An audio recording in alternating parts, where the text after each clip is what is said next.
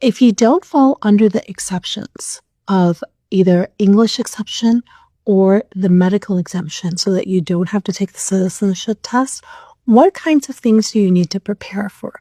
The very first thing is that you need to do a review of civil history and U.S. history here in the United States. We have fantastic tools available in our office, but you can also download things off the internet and even at the USCIS website to get an example of what type of questions they will ask you. Sample questions that they might ask you are, what is the capital of the country?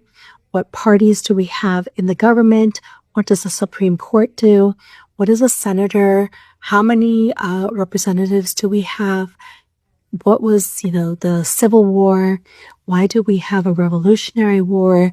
Those are examples of questions. Now, generally speaking, you have to answer 6 of those questions. They will usually give you about 10, and then you pass those, and then there's another part to it where you actually have to read a sentence and you have to write a sentence in English as well.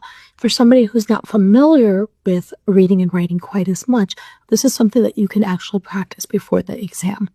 They will then verify all of your information and ask you several questions that are on the 485 form.